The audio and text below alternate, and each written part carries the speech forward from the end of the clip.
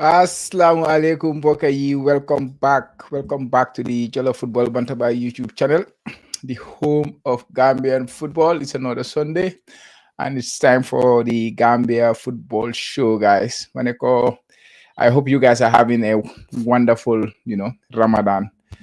Um yeah, but yeah, as usual, Mangam Sumawaji Che co-host is back. Last week then come soon.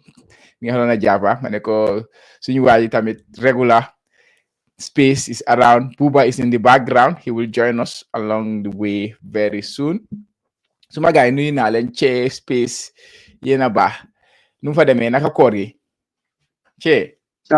Chama jërëjëf delloo nuyu di nuyu suma ay Space TV Amady di nuyu suñu audience yi di leen ne welcome to the Jollof Football YouTube channel of Gambian football. Another Gambian show la tey Sunday di jégal nag last week maa ngi daw nekk si ay activities last minute laa daw waaye suma gaay tootoo nañ ko mel ne nekk mu fi sax di leen ne Ramadan Mubarak di ñaan jégalu yaa no si ordam si ñaan jégal si ay wax dafa ñu jàmm xew toog fi bare yaaga or yaa ko fekkee di or su bare waaye aji jiitu yàlla na yàlla yi loxo ajana ñu fi des yaagal ñu yaagal di leen ñaanal di leen ne jërë ngeen jëf ma ne ko suma waaji Mr Space yaa ngi tàngatay de nu fa demee waaye Mr Chama nuyu naa la bu baax a baax di nuyu suma boss Mr Chair ba pare di balu ñëpp ñu ñoo seetaan di sàkku seen ñaan again tam den baal lañu si weeri koor buñ dugal nii yal na yàlla jàpp suñu or jégal ñu suñu bàkkaar yi again another Sunday it's good to be back here again on Jollof Football Bantaba so the home of Gambian football jërëjëf Space ma ne ko suñu waaji ñëw na julli bu ba ñaanal nga ñu rek bu ba doon julli ñaanal nga ñu no ñaanal na dem si guddi bi fa gaaw bi odoro wonte koy nii na la bro te mu fi def advertisement xaw ma xam naa ne unique global FC wante unique group dam ne defa advertisement te loolu nag du ko nangu si plateforme bi well unique global la di Silvestre la suñu average bi no wante fi advertisement la te fi ko fi war a advertise da ngaa fay war a fay advertisement yaa ngi di serve si Chelsea léegi non wante moom sama bi si Chelsea de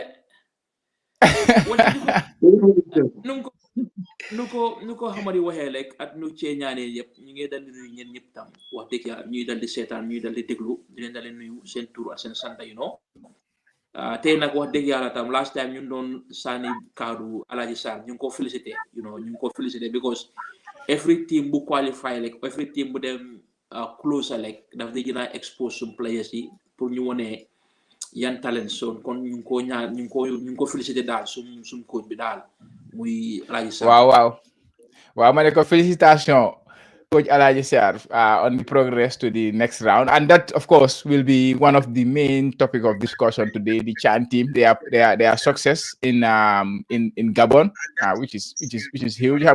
Now they are into the final round of the CHANQ qualifiers, and they will face Algeria. So and then last week you know what about the nominees of the Player of the Month, GFF League, and also foreign-based players. And of course, we made the decision. The decision has been made based on votes and all what's surrounding the process.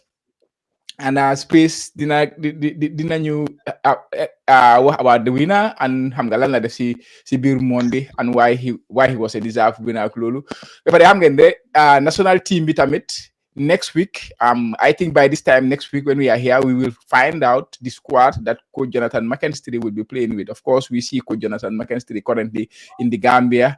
He over Tanga's social media, which is nice. Tomorrow he has a very, very important interview with journalists, which I'm really looking forward to. But next week we should find out the squad. And of course, then last GFF League, the space movie, then last foreign-based players, it's Mawaji movie, Buba movie. Yanko Minteh gets nomination in the Premier League, like becoming the first Gambian to be nominated for the Premier League Player of the Month, which is huge. So all this will be part of the show today, guys. So, brace yourselves. Hopefully, we will have another interesting one. But then, of course, yeah, think of the small waji. With space. The GFF League First Division Player of the Month has been revealed. Space. Can you tell us more about the winner? Space. We take it off from there. Mr. Chama, jërëjëf mangla nuyuwaat for the second time then jërëjëf assistant la tebo solo bi yeah like we said like I always say that they difficult all the time to nominate players like I said we have almost more than 100 players in league we play select 5 players that they're difficult but again for new select because selection mom so select for but again like these 5 players they all deserve to be there and this then Kimo Komuje win this Musa Ceesay of Falcons and currently neka si CHANQ team bi neka player bo xamne I'm a good season with Falcons so far. They join a guy from Egypt. Scored like 6 goals or 5 goals. Si League B. 4 si last month bu passé ni. So mola wan mingi dole mingi score goal. Mo mujé win Space TV player of the month bi score Space TV ak Jollof Football player of the month. Am ñu ko jaajëfal bu baaxa. Yeah, other nominees itam the likes of Fatsu Diba of Heart FC, definitely Jalore last month, February, scored a hat trick, being the first player in the league to score a hat trick. Was nominated. Again, Sehu Chor of Banjul United also was nominated. He also had 4 goals in 5 matches. Japal na Banjul lifted them from the relegation zone. Again, the other nominees, my goalkeeper, my Lamin Jame of Falcons again, also did wonders in last month, keeping 4 clean sheets in 4 matches. Again, teammates and this Fakeba Jame also did well, providing 3 assists. So they all did well, like I said. But Fogna Kena Koko win. Dañ ko select si vote yi ak yeneen experts suñ ko desee gars joxe ñu seen idea ak yooyu dañ ñu boole loolu doon joxe arrange winner bi so Musa Ceesay of Falcons moo ko mujjee win mu score 4 goals in 4 matches including a brace mu score against Hawks game bu métti like I said I was there watching that game fantastic goals a score game boobu noonu so moom moo ko mujjee win ñu ko congrats bu baax a baax. Yeah, congratulations to Ceesay of Falcons and yesterday gis nañ ko mi ngi woon ci team bi as well ci CHANQ team bi moo nekkoon di lead line bi in that CHANQ team so congratulations to him Musa Ceesay. I think since we start I think this is the first Falcons player since we start doing it together at least so congratulations to him, to Falcons, and congratulations to Musa Ceesay. Buba, you want to add anything on Musa Ceesay? You are a keen follower of the first division. He's the winner of the Jollof Football Banaba Space TV Football Banaba League GFF Division 1 Player of the Month. Wow, Musa bi wa Jara la. Lolu mola won the talent in Jara. Be pare mu ngi amé raka. Ñu ko oyé Assis Ceesay mu ngi play Wakam. Mu ngi play Wakam Sénégal. Moo leen jëlee si second division bi isi leen si Sénégal Pro League bi rakam tam is full of goals wante lan moo marqué si Musa Ceesay mooy ñu ne potentially mun naa nekk in line parce que dañ gis ne Jollof Bandaba bi at Space bi ku ko win rek dañ dee tukki so the profiling of the club bi soo ko xoolee léegi nii foofu muy Falcons da nga am Musa Ceesay nga am Albert Gomez at Fakeba bi foog naa Fakeba bi sa demoon na Casa Sports wante one way or the other Casa Sports of late nekkuñ di perform so mun naa am lu moo tax loon di la mi ñëwutoon wante ne aspect bu ma waxee rek muy ñu ne like potential transfer su waree am léegi nii si Falcons because tam xam nga clubs yi tam dangaa ran clubs yi yan clubs ñoo dee génnee at yan clubs ñoo dee tàmm di génnee at yan clubs tam ñoo dal di raxaat léegi si ligue bi although ne Falcons am nañ 2 players yu génna am na def boy ku demoon Cyprus kooku xam fan lam nekka wante am na benn boy ku yóbbu Angola so te Musa Ceesay at Albert Gomez yëpp ñu si CHANQ team bi so transfer su waree am Musa dina la because of the kind of striker bu nga xam ne moom la nu mu taxawee ba pare tam mu ngi bang in the goals seen match bi BST Galaxy 1 week bi den ko cancel because of ne den am number of players so by the end of the season goals yi nga xam ne dañ ko dee joy si ligue bi su nu mënee jox numbers bi yooyu seen definitely dina mën a delluwaat Egypt or dina mën a delluwaat another si beneen dika daal so profile bu nga xam ne na war nañ koo bàyyi xel parce que mandarga yu mu amee si football. Yeah, definitely. Che, I think I'm sure they want to see CHANQ team be playing. What can you say about Musa? I think he's a good striker in a sense that he can hold the line up. Understand? And now man see CHANQ team be the whole say clinical. Understand? Because limbo attribution ball mo bari because already can he drop the hold of you. So the ball finish very difficult because I think he why come go I see potential in him, very huge potential. Because do buy, which is very good. Do buy for the aggressive, which I love about the striker. I saw in the striker. Yeah, but no la. Man votal mo. Man votal. Man buying the la votal. So it's like because 40 minutes. Afun len jëlé team no struggle understand and Franz was also my second choice from Hearts doing a wonderful job scoring hat-trick yeah but he also deserves the victory but he's a good player to be honest I never knew that come go on the maximum so then Rakam go on go to Rakam how old is he goodness not 20 go to Rakam if he's scoring goals for Rakam understand wow Rakam legend goal scorer wante this season xanaa su ma ko teg see léegi nii ma mën a xool ñaata lam amagum fan yi. Okay. Thank you very much. And another one, Bob then covered rest tutti a little bit. That is the foreign based player, the foreign player of the month. Because last week mentioned Nenko, and then the team of the month. Buguma you do guys deep into it because you should get maybe didn't get time you am time for the CHANQ team. But Minteh, obviously he won the player of the month, the Jollof Football Bantaba player of the month for February. January he was the winner as well. As like we will say, most of the times he is the one winning, but of course it's also down to the quality that he is producing at club level. We saw he is nominated for the Premier League Player of the Month. And he's also nominated for the Premier League Fans Player of the Month. He has there were a lot of accolades going on his way. So he won the February Player of the Month. I'm sure like you for an economy is similar to the local league. You have the Ali Souls, you have the Jibril Silas, you have the Ibrahim Okoli. All those 3 players, they had an exceptional month, especially Ali Sow, who scored in every single league game he played. So yeah, but at the end of the day, like I say, it always depends on the votes that our followers vote in for the player of the month, and Minteh was the clear winner in that one. So congratulations to him. And then the next one is the before I go to that one, is the team of the month. This one, the Jollof Football Bantaba team of the month. We had a lot of comments, I would say. CB was in goal, and then you have Aliou Jatta, Musa Jatta, and Ibu Toure. It was a makeshift back 3 because there was not many defensive options available for Gambia during the last month or so.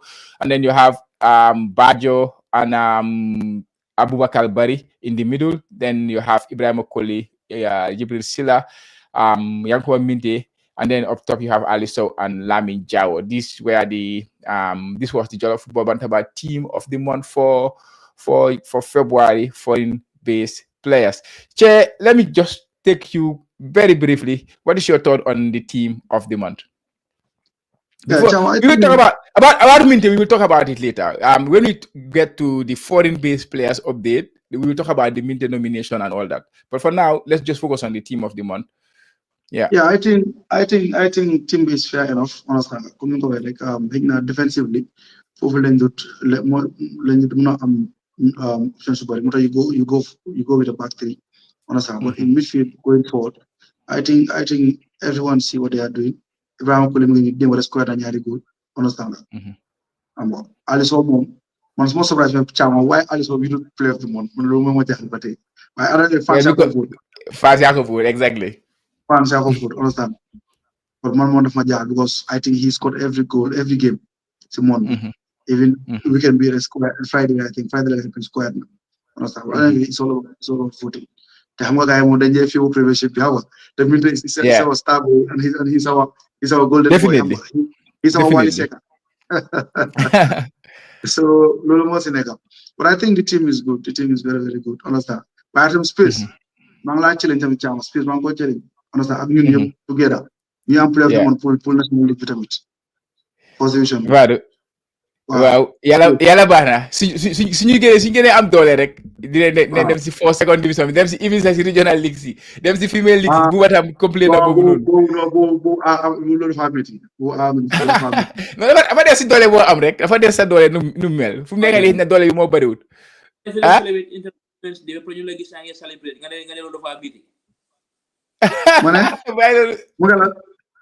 International Women's Day. So nga ne dun play of the women Simone bi man du man de ba do toj I grave. Yeah, but anyway, Buba, I'm like you follow the players. Like I'm sure you are also aware of the defensive problems you they face right now. In terms of even the updates we do, players they follow. You can see in the attacking options, they are doing exceptionally well. But if you go back into the defense, we are very short of numbers there. And we are very short of quality as well. So, does that concern you going into the international break? And what did you make of this team?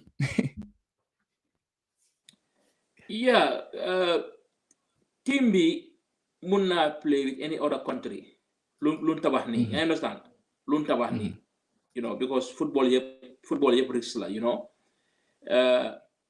pour dellu si sa question bi su fekkee ne John daf dee follow programme bi or daf ko dee xool or gis na team of the month bi loolu ring na ay bell pour ne bu isi Aliou Jata because Aliou Jata is versatile, you understand?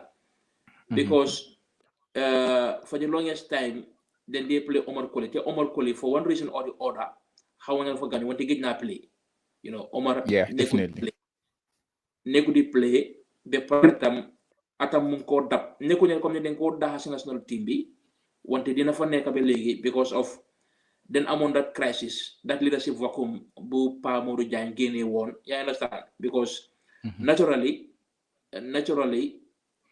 Musa Barrow am na the qualities pour bu nekk captain bi or mooy vice captain bi Ablaye Diallo mu fa wante ba léegi because of that leadership den ko soxla si Omar Colley wante ne it's high time léegi ñu start the whole beyond that beyond Omar Colley te loolu man mën ko mën a jox mooy ne ñoo amoon under 20 team bu baax ñoo amoon CHANQ team bu baax because ñu ngi am defenders yi mel ni ñoom Alaji Sène ñoom Moses Jaaju ñoom di Sedi Ken gars yi Dembo Sedi Kan ndax pare nen yaa ngi understand ndax pare nen na tam mun nañoo dina xool si biir bu lu xóot mooy ne di CHANQ team am nañ fa Seku Baro am nañ fa Makiri Tambidu because buñ fàttee these home based players Jean Faye bu mu doon ñëw national team bi mu doon play local football or even si play local football mu doon play Casa Sports ba pare ñetti match yi nga xam ne play na ko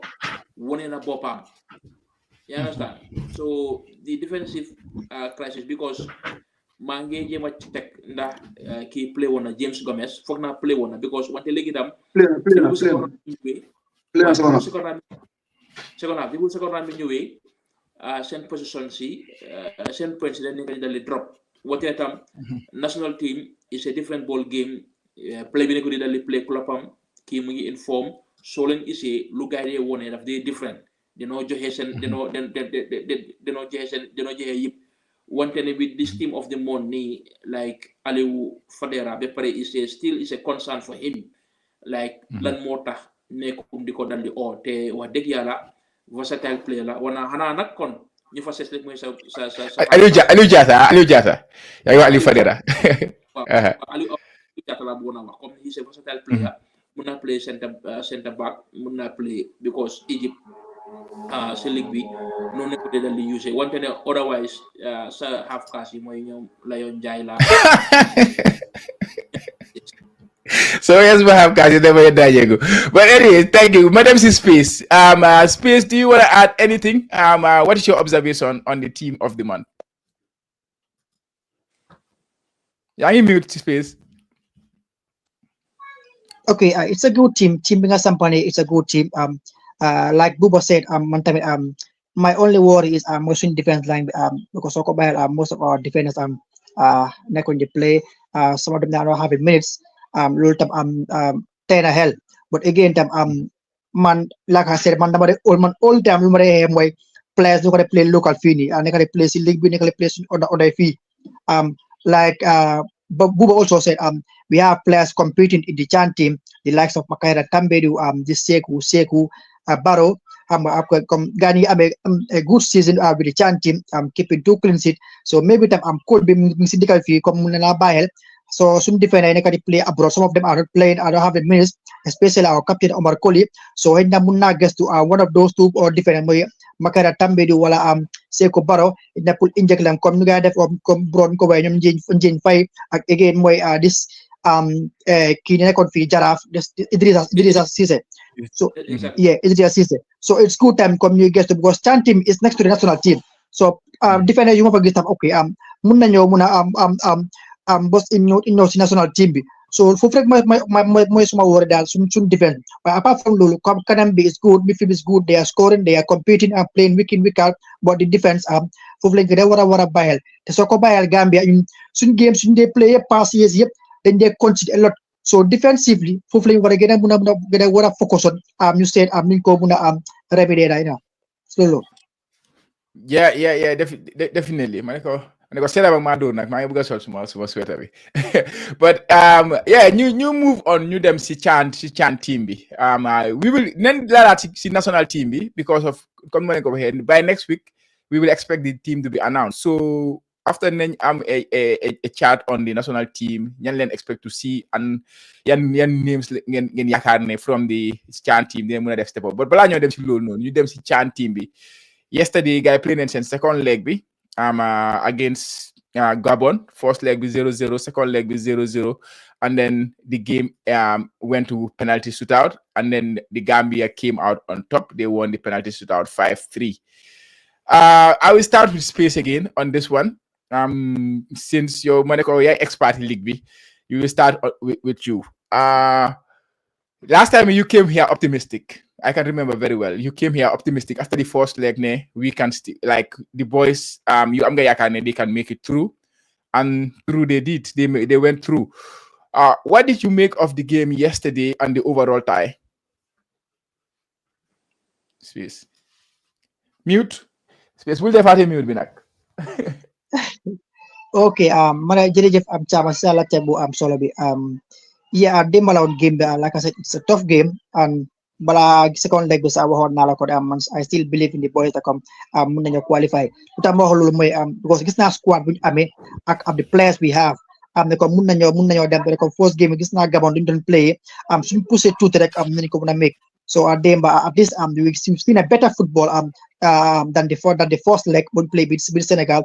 Demba at least creating chances at least holding ball with tuti ñemene but again tam game demo na bercha suñ loxo te soko bahel nya Gabon demo na ñu fa am penalty gaay ñaka ko si dal minutes yu so lo suñ ko score rek def ñu doon yóbbu down dañ do mujé win game bi but again rek after that penalty buñ ko ñaké boy yam ko opening sen game especially bo Ibu Sayan Torres ñëwé si last 20 minutes dam ko defal all the time do na is my favorite player but Ibu Sayan CHANQ team bi dafa am place Ibu Sayan has to play in that midfield Ibu Sayan to be honest is one of the creative players in league bi Ibu Sayan last season ngi am 10 assists la am Mustafa Jala goal sa ñu square like 9 passe bi Ibu boko assist so Ibu dafa nekk player boo xam ne comme mun naa def 10 mal passes mu def benn pass rek boo xam ne daf la assist goal so du Ibu Sayan comme nekkuñ player yoo xam ne comme dañ leen war a overlook also Musa player you play CHANQ team yep more like experience more like play. So I'm not that leadership quality. I'm not that eye for goal ak muna joxe passes. So it was good na comme dema ñew na am dugal na at least comme create 2 or 3 chances bena beka moy bu Brikama say striker war na score why offside la. So again overall it was not a bad game like I said. We played better than the first leg game, but at least come creating chances about playing at least keeping another clean sheet, which is good.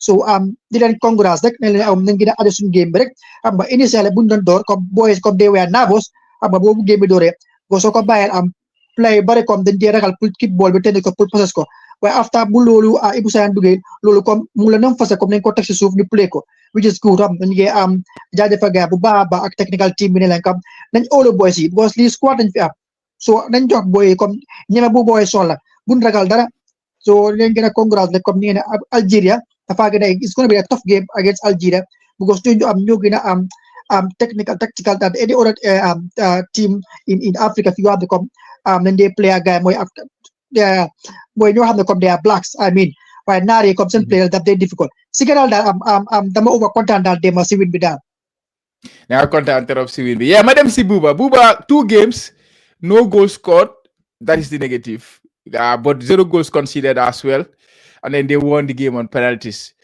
like we have talked about Musa Ceesay winning the player of the month with the goals he was scoring in the league but the fact that we played a Nyari game, we did not score goals. I think we created more chances in the first game than we created in the second game. I think the second game might be better, but we created quality chances better when we played in chairs than yesterday. Yesterday, there was not a lot of chances created. Of course, we had to root our luck at some point because Gabon a penalty guy hit post B, so we were very lucky with that one. But at the end of the day, without scoring in 2 games, like we are qualified, that's the most important thing, definitely. But we have to analyze it and look at it. What do you like? Where are we gonna? If we are not scoring goals, do we have any chance to go through? What is your thought on that? Goal situation, be Buba. Wow. Su tolloo fii wala ne suñu laajte lu fi yóbbu mooy ne like li mënu fa yóbbu experience the experience of the coach it plays a lot because of ne soo xoolee back record sami even if they qualify you si CHANQ team bi wala CAF Champions League wante that experience as a coach daf la dee jox edge comme ni jamono bu ñu doon lose ak Cameroon in fact su fekkee ne Tom jaayutoon mañu ina mën a daf ko jaay wala jaayut ko bu ñu doon lose ñu na Madagascar so di coach bi daf dee make difference you know nu moo managé gémam bi nu moo ceeñee gémam bi la te nga affaire scoring dëgg la am na lot of strikers ñu fa nekk di play ñoom di Bojang ay seeni Bojang Musa Ceesay at Sehu Koor bi ñoom ñëpp ñu ngi score goals o if ñoom Adama Kanté ñu ngi forantu nanka di score at ñeneen ñu ngi dal di score wante ne dama foog ne time frame pour gay train on amun ton time boobu yaa understand because tam ñaareel club si then they am special striking coach ku nga xam ne ñuy train set different kind of set pieces comme ni ko Alaaji Sarr waxee si press conference bi comme ni ñun doon trainale penalty so foog naa ne di training programs duñ ko mën a accommodate su fekkee ne amuloo natural striker yu nga xam ne ñu ngi koo gis si under 17 bi o ñu ngi koo gis si national team bi even di under 17 sax ñun doon struggle although ne amoon ne fa Boubacar Suso ak keneen ñu ngi dal di struggle despite ne soo xoolee di difference bi di national team nga xam ne ñoom Ali Sow wala ñeneen ñu moom like ñoom Alassane Diatta ñoom Abdoulaye Cissé dinoo dal di score wante ne I think problème bi mooy di training schedule bi or di training patterns loolu dem fa dal di dugal because dina jàpp ne ok yow striker nga daan dee dal di score am nga good record so den laa bàyyee loolu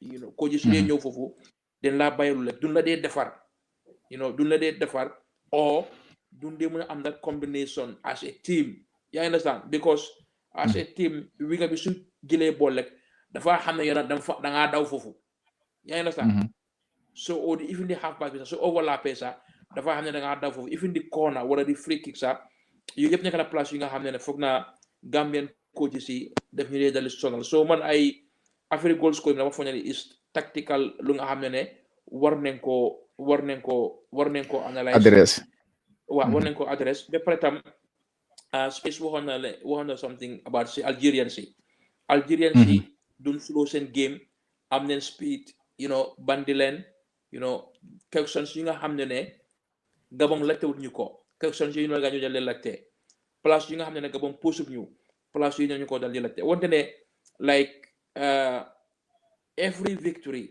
every step bu dal di cross rek baax na si Gambian football because ñaareel force la mi dee dal di toog muy force la mi dee dal wante gis nañu léegi jigéen ñi passé nañ dat xodul góor itam passé nañ dat xodul kon like the rest of the time match baa ngi nekk biir May léegi ni xam ne club si dañ leen soxla or one games moo des pour force la mi dal di jeex so back to training wante ne daal di leen wax ne daal lii lu nu neex la ñun si suñu réew o lu nga xam ne ñun fans yi ñu ngi koo kontaan ñu si am kontaan ba peut-être di dal di jaajëf technical team bi ak players yi because nu ma la ko waxee woon bu January doon dal di dugga amutoon dara lu doon look to forward yàlla su defee ñi sa qualify then we have more content to talk ba pare tam ñu bari dinañ si mën a dal di jaay seen boppa o ragal bu nga xam ne Alaaji Sarr mu ko doon ragal in terms of the players yu ma select nii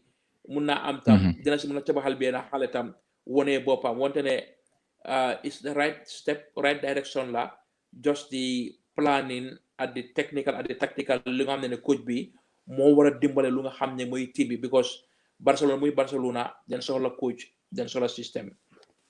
Yeah, definitely. Madam Ceesay, yeah, the big positive, you play 2 legs, zero goals conceded. That was a huge positive in game over no. But you na say game and what does this progress mean to you? Well, I think to the Gambia. I think first of all one get technical side for doing a good job. Given the resources at the time bugai pulmona team together. Even centers games especially it was very, very poor against sports, against a fortune. Understand? People were not impressed because at the end of the day, football is a collective game, and you have to play collectively with each other. As a coach, my priority number one, either the field of play is clean sheet. That's my priority number one.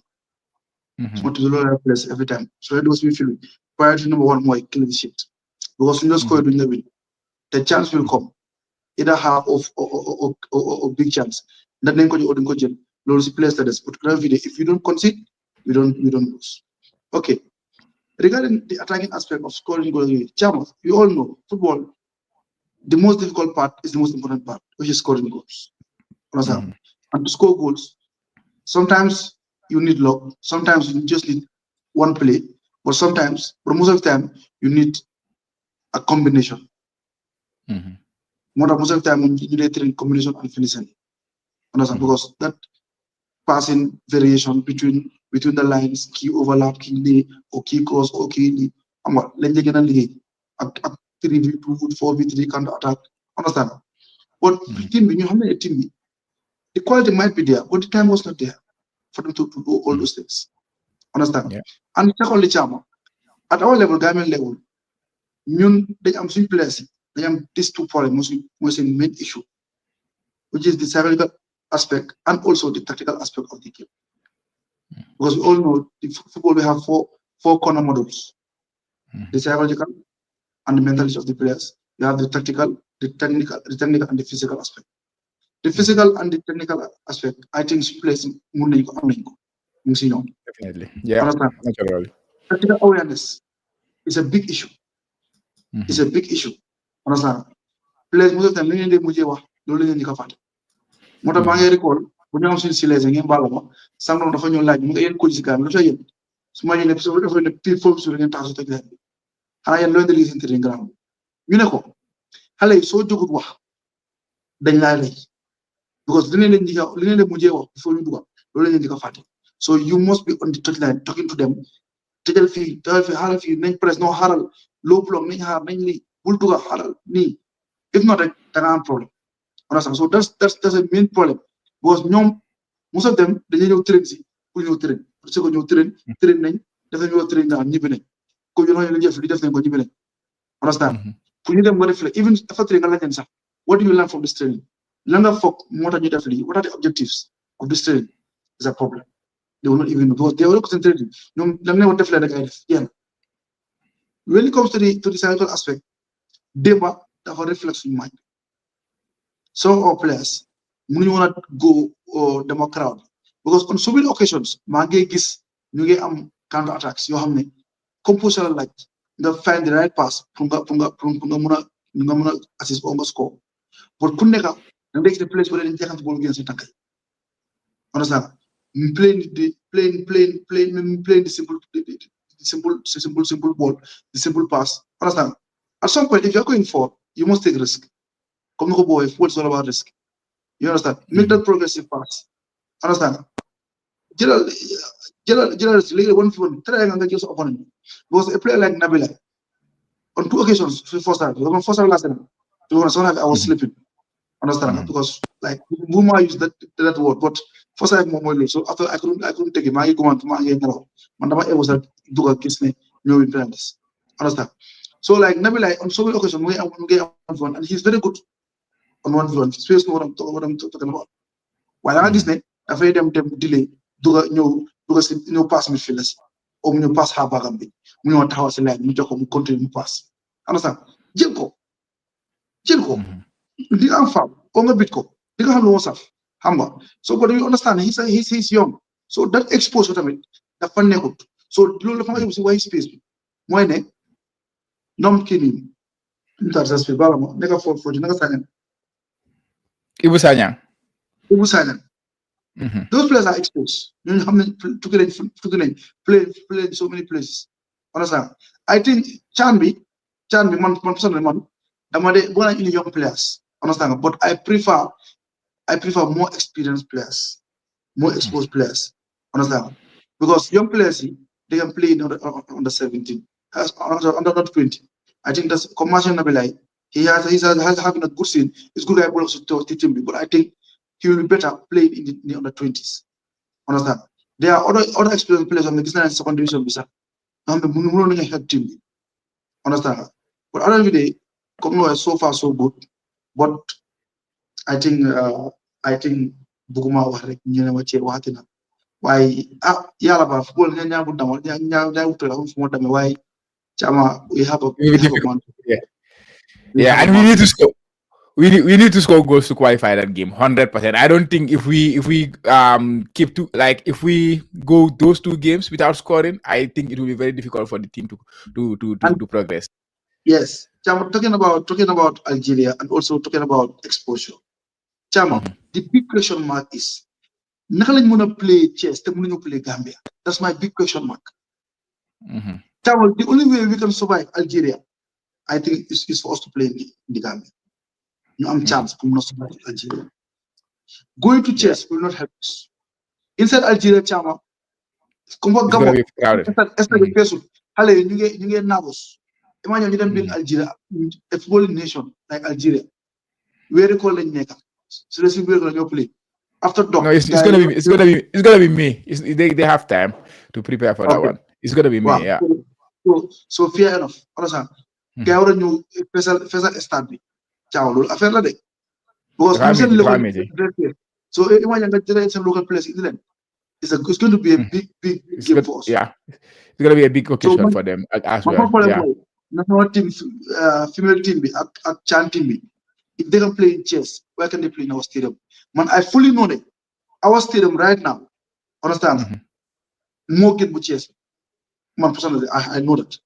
So why?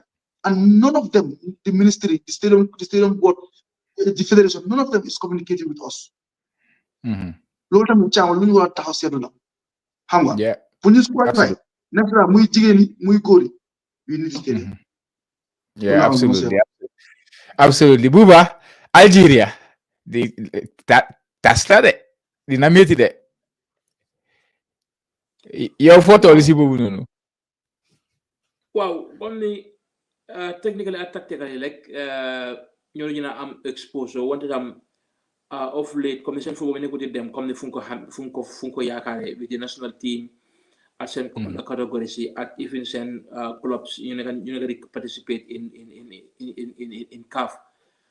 So the psychological effect, psychological side would share on where the four corners it has to come to play. You know, come your boys.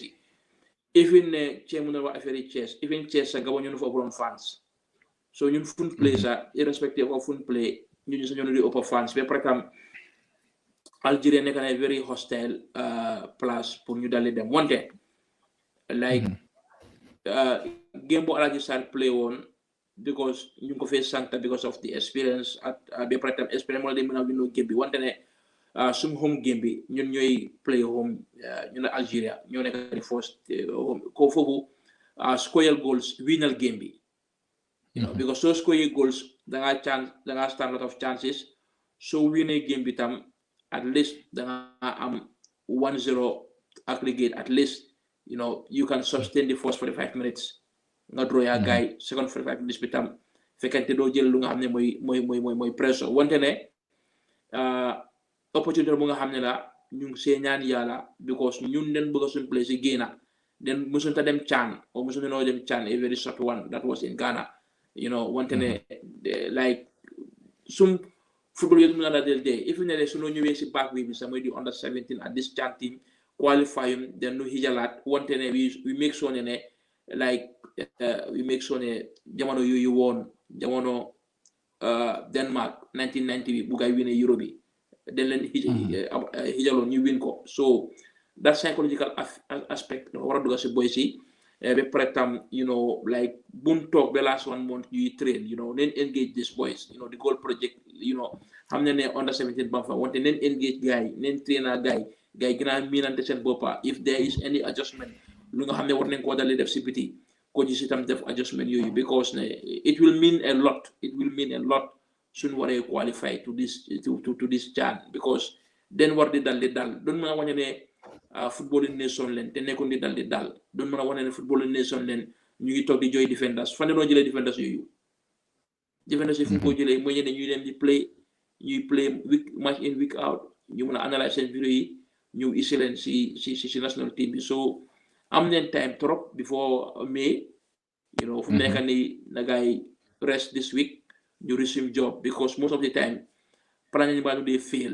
nun they plan you understand even the kick off match chemge wane la moto ñu wara play chess lolu yep politique la che ñun amum ken we don't have anybody that is diplomatic to address this thing because bagay ba gis watawe dafa def every NPP kawas watawe dafa def li everything kabala so nekum bena we don't have that diplomatic you understand ñun we just have small votes I votes you know then you know then delu suma ay place wafu I need to gis ben Gambian Cup foof Champions League final or African competition final because of you know the footballing nation si ñun bokkum ci ñooñu so because so bokké ci footballing nation bi then ni nga mëna am influence ne yow we agree that the surface is not playable wante politique bu dé dem ci ron ci CAF ñun mënunta play cards yoyu pour ñu am pour ñu mëna hit a CAF suñu side just look at the FIFA director of football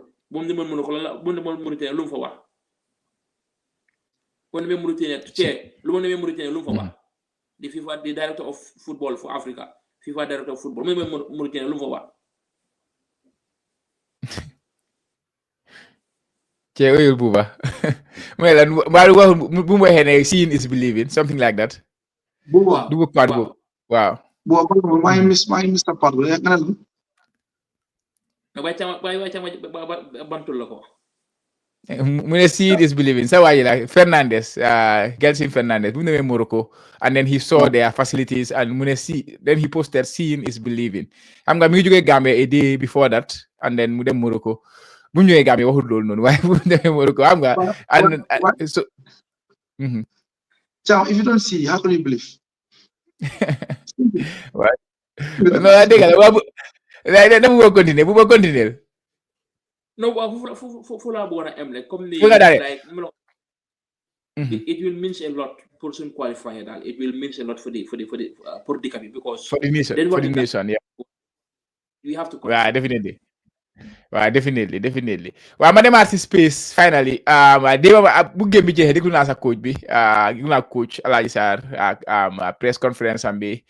And mu ne gars yi doon train penalties de gars yi moo tax gars yi misuñ benn penalty. They train very hard penalties all throughout the week. Mu ne lu mu wax gars yi mooy ne like suñ score yu daal bu ñu gars score. That was his mentality towards the game.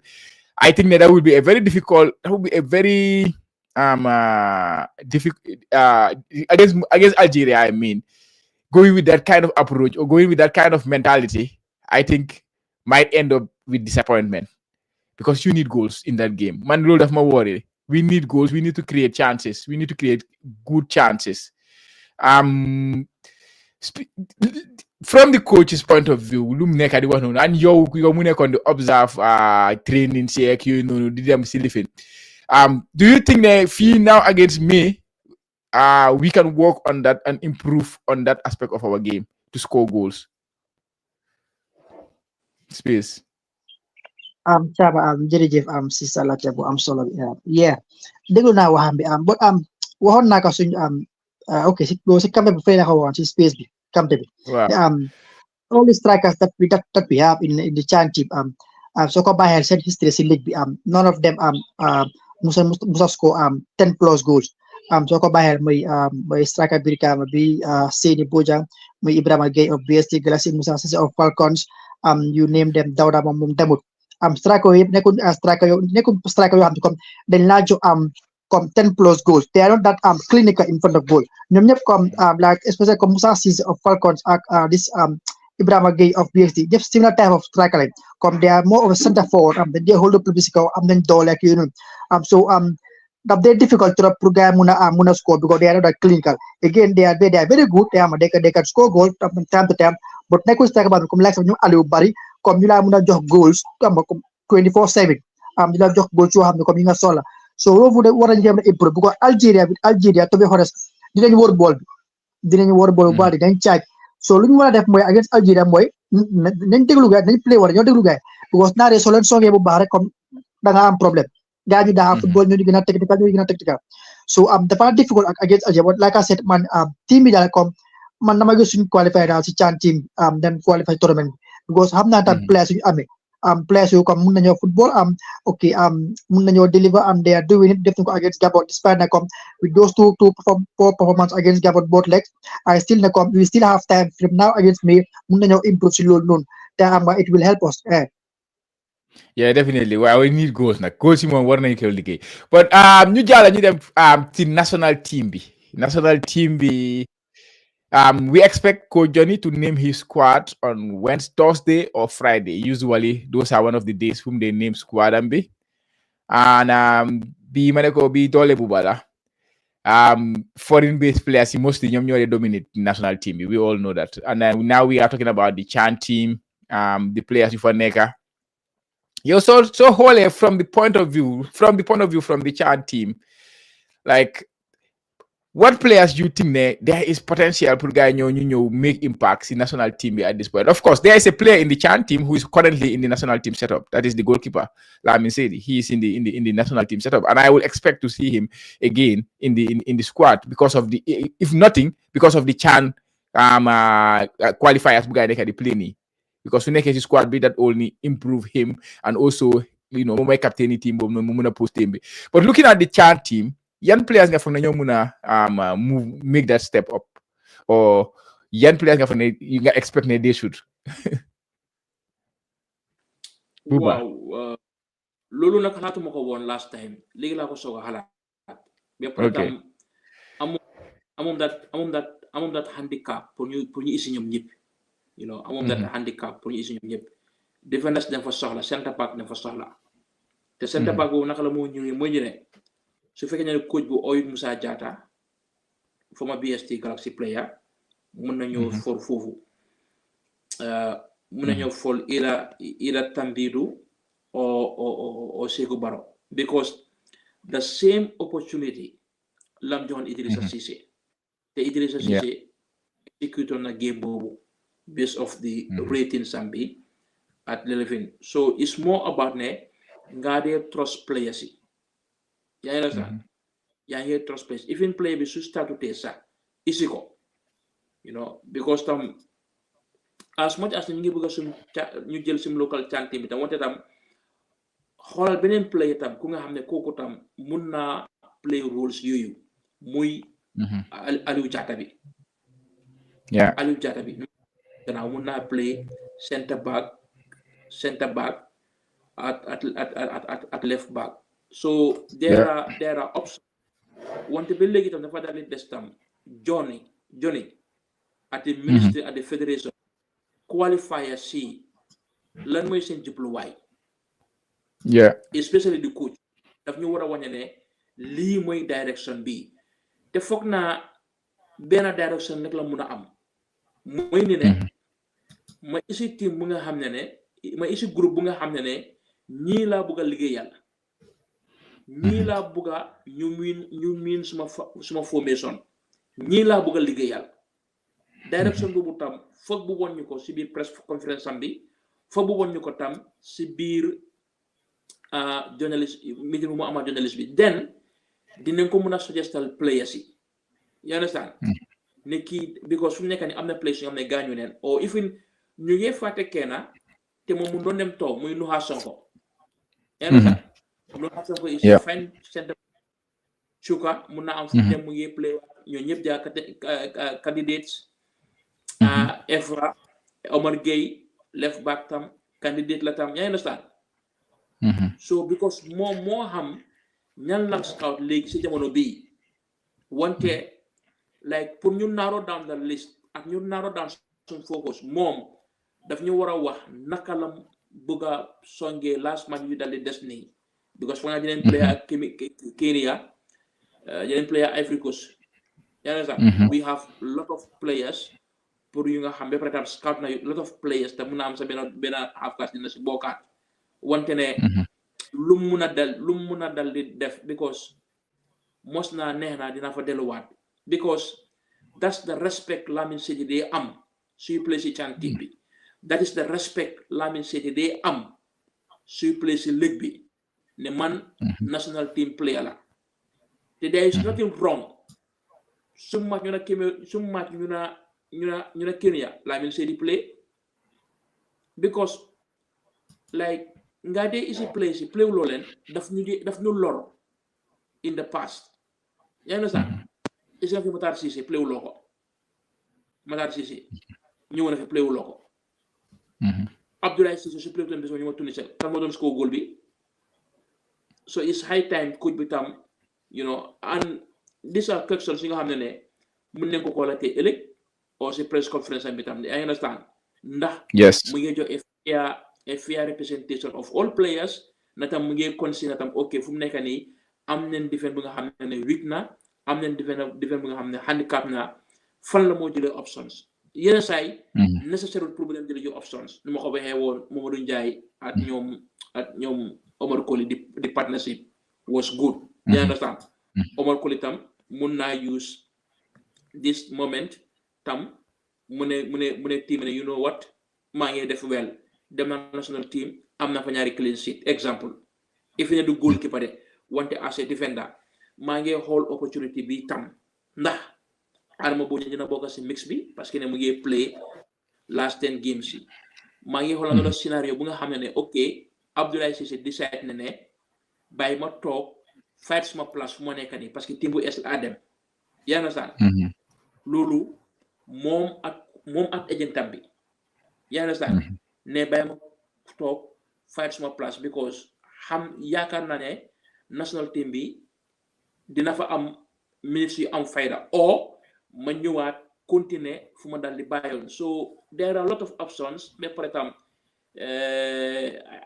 I think ne mën a yow mën nañoo type dara tam ñu send just this question of the naka la defend bi handicapé at tam players am ne yi nga xam ne tam scout na ko because defendant ne solo ay centre backs te yan centre back den am nu xa mum fa gëj naa ñëw Seri Janko mu ngi gaañu Lion mum fa so at ñeneen ñoom Alaji Seen Demba play wutoon Denmark foofu yaa understand yan option at is it concern Omar Colley mu ngi dal di toog wante moo ko waxee yëpp dafa dal di dépend daal daal coach bi di approché affaire bi yeah direction bi is very important yeah definitely foog naa ne tam duñ mën a dal di downplay the rest of the competitions because of ne suñ defee well si qualify su dal di des nii team suy dem African Cup of Nations dañu ñu laal test match because foofu dañ dee dal di ñaakee because once results yaa ngi po benn team du la laal test match yaa ngi sax because team bi dafa xam ne ok maa ngi war a player Sudan maa ngi war a player ñii team bu ma player dañ di use low block comme ni Gambia kon den noo dal di fuga te di moo ñu play those test matches si nii waxoon nga ko si gannaaw si programme yi romba daf dee bosom FIFA rankings yaa ngi understand you know there is activity mu am itam Jonathan mun naa am that avenue apart from du dal di second ko like comme this FIFA calendar match so it's very important ñu amee very good results ñu na Kenya at Ivory Coast. Yeah, definitely. Madam si Hamadi space. You have the same question now. Sorry, what? More about the step up, the players. You mu nekk di follow league be very well. Follow CHANQ team be. Young players nga fok ne like that step up will not be a problem for them right now. Oh, okay, Chama. Dama delluwaat si ma waxoon rek bu programme bi doore ba ma laajee. Okay, man I still believe ne su ñaay two centre backs yi may Makayra Tambadou ak di Sehu Barrow am nañ chance pour mun a bokk si upcoming qualifiers bi ñëw nii given the fact that most of our defenders are not played, some of them are injured. These two defenders, to be honest, especially Makayra Tambadou, start to be in the upcoming qualifiers squad bi ñu mel ak chance comme niñ mayoon ok ñoom Idrissa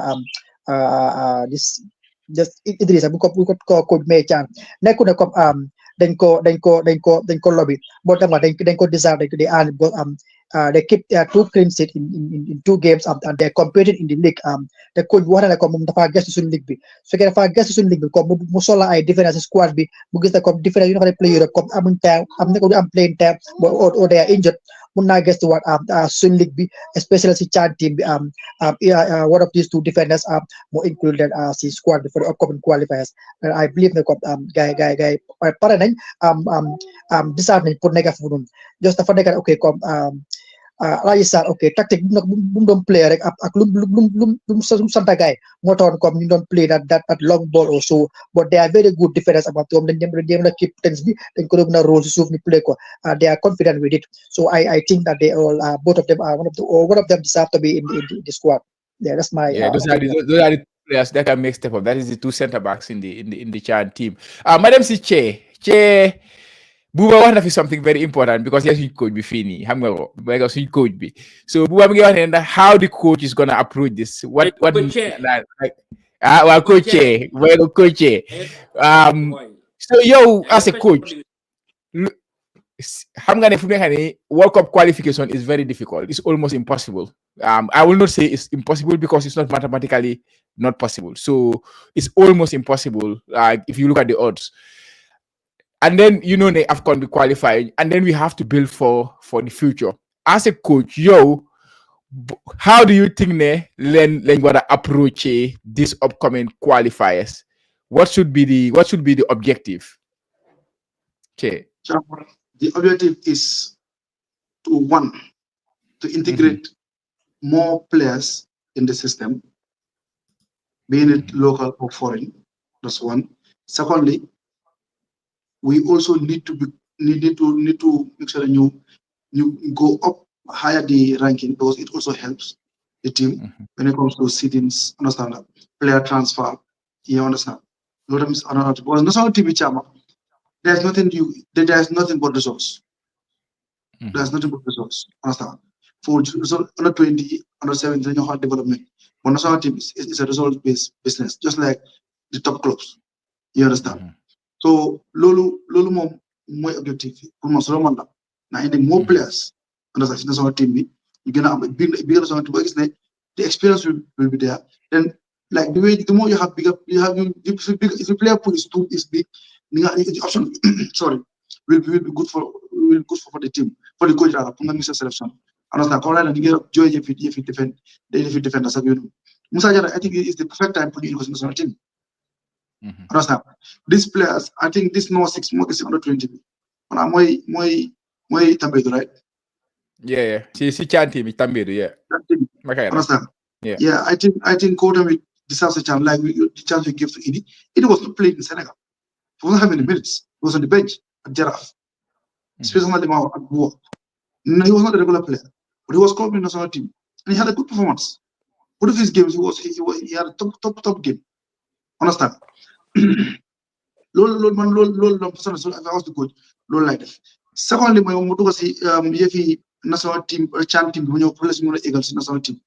Chawa, yenage come serious, we get them the round, board the round. Lol, what a difficult. Chawa, who is as a coach of the national team? Alhaji Sarr. Who is the head coach of the CHANQ team? Alhaji Sarr. Obviously, Alhaji Sarr knows the problem of the national team. So if he knows that the national team probably they have done it. I'm not president of the CHANQ. They have the capacity to play for the national team. The transition should not be difficult. It's very easy. Alhaji Sarr wants that decision to make. It's not man to man. It's not Jonathan. It's Alhaji Sarr. Jonathan, your coach. Well, I believe me. So they make national team selection. They have a forum where they talk together. They have them on WhatsApp call or Zoom, discuss on areas at position specific. You have the players here in Solar, players like Monkey. Alhaji Sarr do resist the pulling up. So they defend the worry. We have two in the CHANQ team. They have the quality, the potential to be a national team player. Understand? Even if they are not ready, let us just integrate them. Let's guy ham system in two or three columns. Understand? I believe in the fourth one they can play. It's also it's all process. So one go one now difficult. But let's have fun. So they can they man live or yeah money or Charma Baji. My coach chanting. My coach under relationship. You understand? But like to me, it's the same. And secondly, national CHANQ team B is the national team B. It's second to the national team A. So any problem with understand? Club levels, every problem from them, send you 21. You never play equal position of so those shouldn't be difficult. I don't think those should be difficult. That's my thought. It's not be difficult. Definitely. I absolutely agree with you. But of course, it's important you have young players you jail step up work you no. Especially defense mom something for I players. But let's go to squad prediction. We can start with the goalkeeper. Buba, which 3 goalkeepers will you expect to see to come? One fu ma nekk nii nag lu daloon ci moo dal de maa ngi stade Gumando yow weeru koor bi la kay xam naa loolu koor bi fu mu nekk nii mi ngi yóbbu tànga sa boor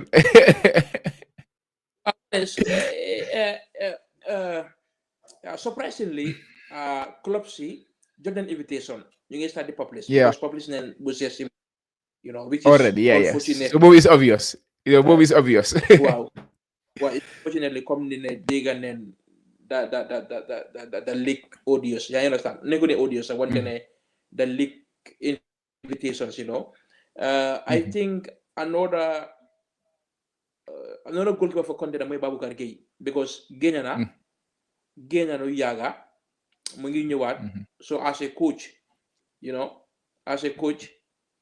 gis la bu play wante dégg nga record am woon ci national team bi you understand xam nga so I think for war nañ ko bàyyi xel going forward léegi Baboucarr ñëwaat na naka la ko coach bi di approach mun na am coach bi taw waxtaan na moom ne you still need to focus yaa ngi jógee injury jëlal more games then 2 matches yi bu romba ñu nga ñëwaat ku dem waxtaan la comme ni ko ci waxee rek ñëw na fi bi da brilliant analysis ne Alhaji Sarr mooy xam nga loolu easy na you understand so this conversation tam coach si dañ ko dee amaat seen players itam especially soo jógee injury wante ne su loolu is not the factor kon we have lot of goalkeepers ñu nga xam ne den coach bi war na ko daldi war na ko daldi tànna irrespective of lu waran mën a daldi xew sum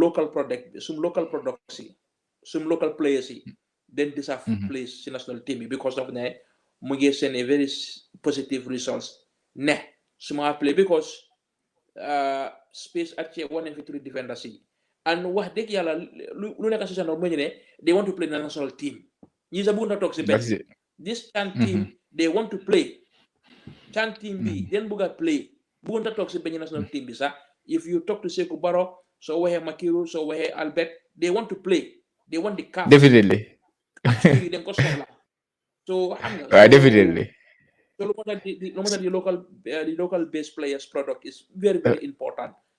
So which three will you go with? Speaking by, I believe Lamin Sedi will be there, and CSCB is obvious already. Wow. So you have to, because three goalkeepers get there with. So which three will you go with right now? CSCB, ñu fa nekkal CSCB Sedi at Ibrahima Jaaju because foog naa Ibrahima tey mu yemoon clean sheet bu yàggut nii. Yeah, definitely. Okay, I think that is what we will expect to see. But we were mentioned a couple of one goalkeeper, Babakar Gay, who is in a very good form. I mean, suma half kasi. So Aberdeen, he's having a very good season. He continued to have a very good season. Musa Dibaga. So easy. Yeah,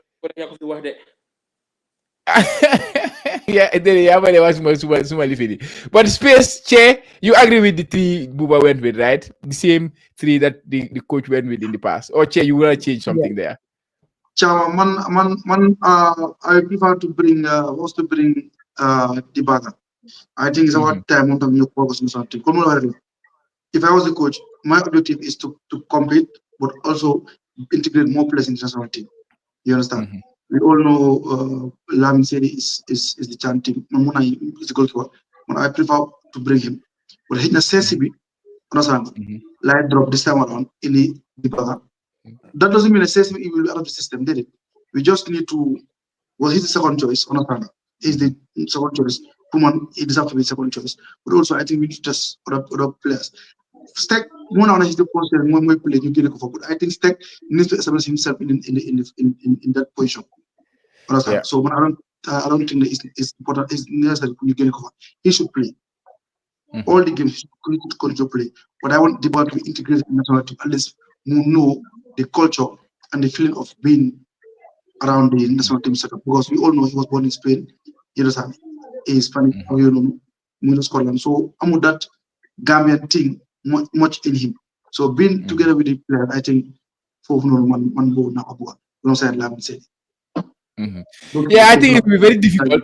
Yeah, no, absolutely, I understand. I think it will be very, very difficult to not call CB this month, even though, of course, it has been confirmed them all. It will be very difficult. If you got how much information, for example, I think it will be very difficult because he's been in exceptionally good form, and football alone, man, form, and I deserve to be there, and I think he's in that position right now where you cannot say, okay. Unless, come no explain it, could be neck of gain. It's just of course I want to test another player. And it's very difficult. But and I will go with the three. I will go with the three that Buba went with, to be honest. I will leave out Dibaga for this time, even though I would love to see him in the team. Yes, Buba.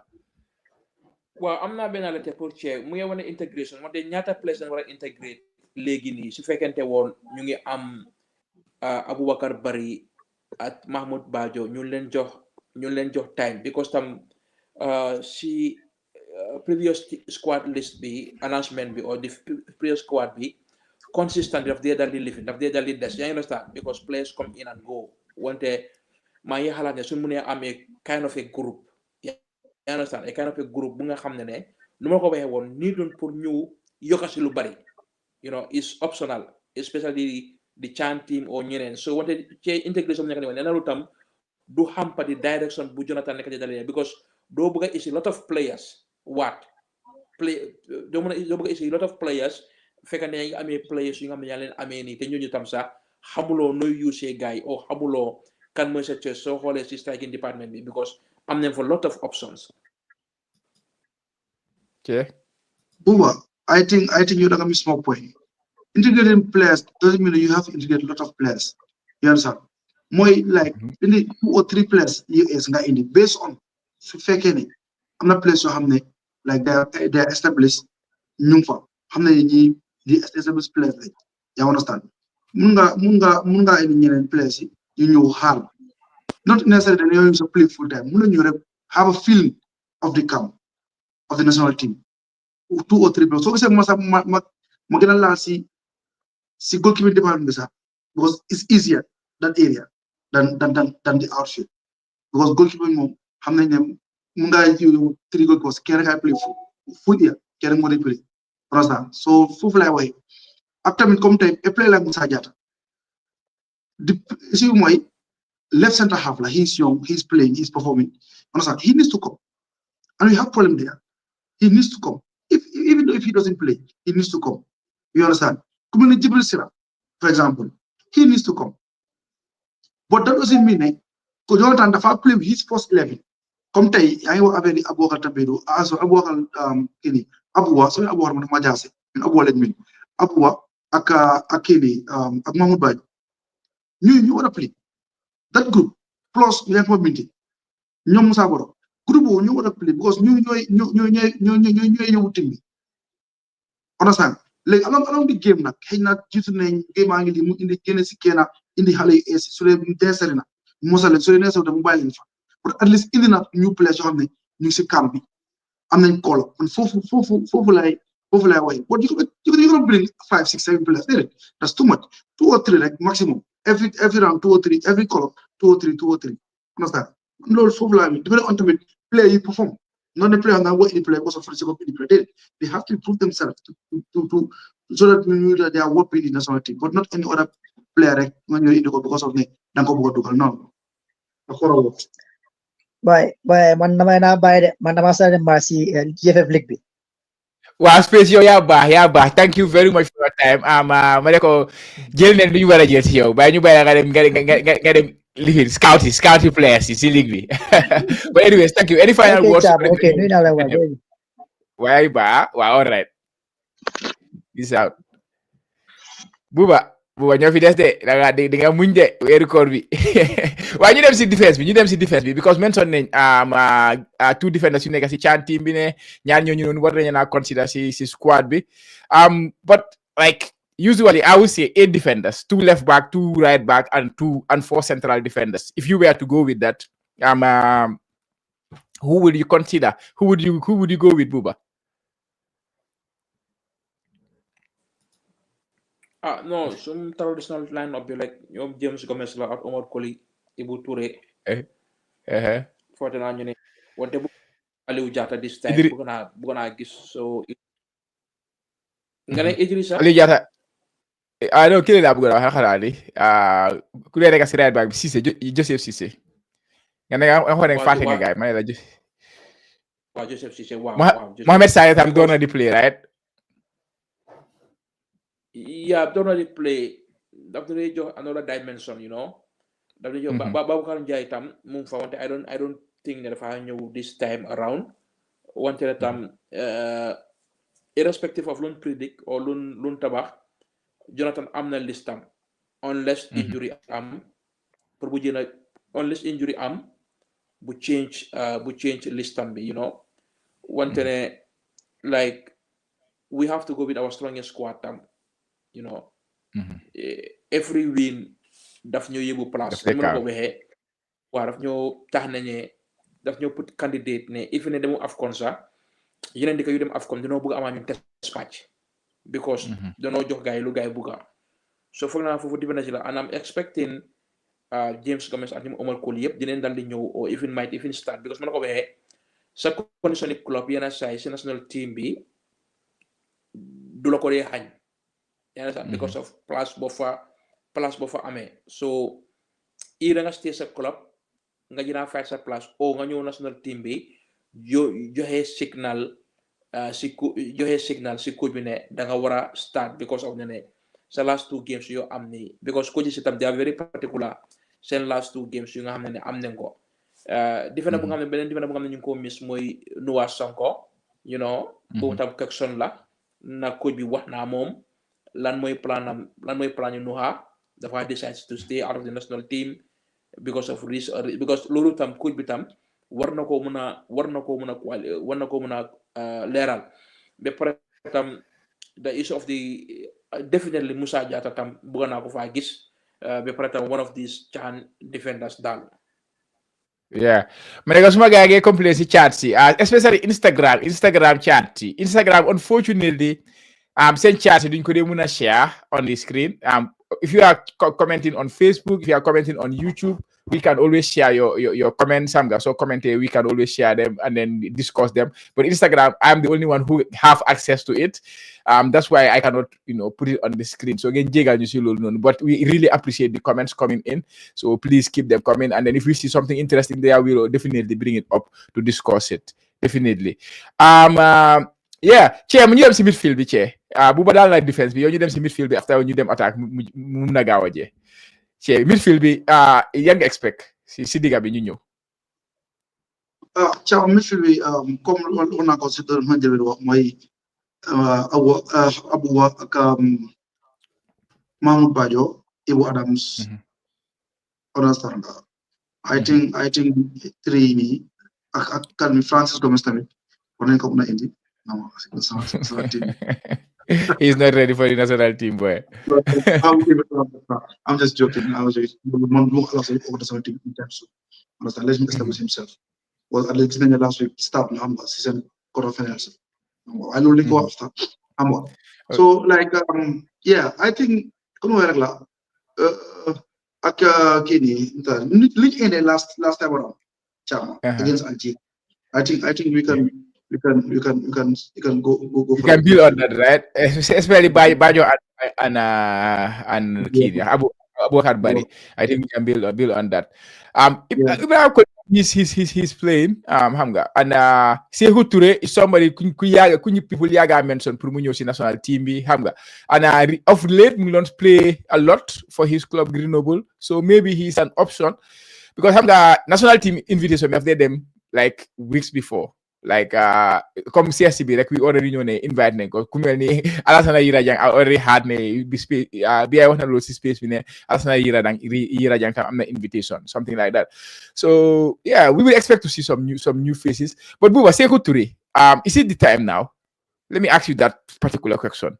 Sekou Touré, time bi jot na de pour Sekou Touré ñëw Buba. No. Léegi nii because of the Abu Bakar Bari ak Mahmoud Bajo dañu jox dara, you understand? Dañu jox dara ba pare si gannaaw dara boobu tam we have to find midfielders mooy Ibu Adams ak mooy Ibrahima Dabo. Alassane Mané tam mu fa, right? ñoom ñaar yëpp amoon nañ fantastic weekend si weekend bi and even Alassane Mané, Ibu Adams, Ibrahima Dabo danga prefer sa ñu ka play sa dina Bajo at Abubakar wante ne because of the tam den bëgg a gis that rhythm si national team bi suñu amee Bajo at Abubakar lu no dana because loolu leen mujjee play te we see so much energy, we see so much like comme ni dream bu doon dal di ut because ñu bari ñu ne wane Solmar if ne suñu gars yi play the same position sax wante they play the same, you understand, ñu doon jox that balance bi. So I think it's very difficult for Sekou Touré. Nekkuñu ne mënut football or is not performing. Wante ne the numbers bu yu fa am, the options yu fa am. It's difficult to bring another new one, right? Really? Yeah. I get that point. Absolutely. I get that point. Yeah. But yeah, hopefully. Yeah. Okay, go ahead. It's possible. Who knows? Yeah. It's possible. Yeah. It's possible. Yeah. Attacking options, I mentioned Irajang already. He's having a fantastic season with Port Brezova. I think he's their leading goal scorer right now in Slovakia. Obviously, Yankuba Minteh, Musa Baro, obviously. Players like Aliou Fadera, players like Ibrahim Koli is having a fantastic. Yesterday, he was on the goals again. There's a lot of options there. Jibril Sila, everybody has been, calling for him to. And at the same living boy explained about Sekou Touré. I think it also applies to Jibril Sila at some level, even though we want to see him in the national team. But there's a lot of options in that position as well. So sometimes do they make a player be like he has not hit the level we expect. But to be honest, he's a player who we will love to see in the national team because he's been fantastic. He's doing fantastic for his club, Azam. Right, Buba? No, I'm not being a time the same analysis or the same card Lola Thompson fit use on Jibril Silla. Tom or Kini? Jonathan? You mean Jonathan? No, Tom Sibopam. Okay. Tom Sibopam. Wow, Tom, because dama dee liggéey Jibril. So da nga gis ne the same words you wax noonu ne am na lot of options léegi nii right now or before. luy tax ne dafa metti torop pour ñu integrate la foofu wante tam just like moom catégorie Jibril time bi su jotee dina yomba moom catégorie moom ñoom nekkuñ di push national team bi despite ne fans lu gaay di wax nekk lu gaay di wax ñoom moom catégorie ak ñeneen dañ jàpp ne time su jotee dina dal di yomba wante just di ban living set kaddu bi rek comme ni because of options yu fa am at the quality yu fa am at the depth yu fa am like joxut ko opportunity pour bu bokk si that setup léegi nii. Yeah. Strikers tamit Che. We have a lot of strikers banging goals for fun.